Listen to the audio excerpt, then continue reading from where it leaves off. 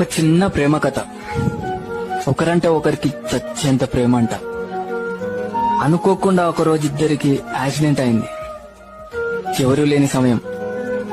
అటువైపు వచ్చిన ఒక పెద్దాయన నేను ఒక్కరిని మాత్రమే కాపాడగలను, నాతో ఎవరొస్తారని అడిగాడంట.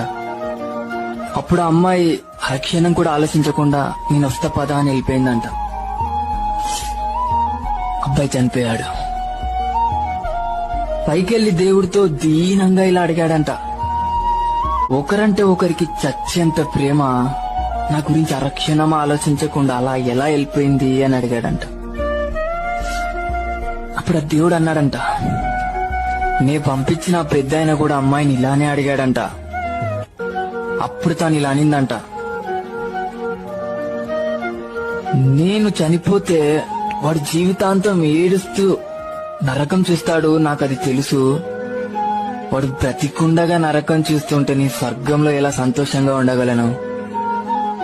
అందుకే ఆ నరకంని తీసుకొని స్వర్గాన్ని వానికి ఇవ్వాలనుకున్నా అనిందంట.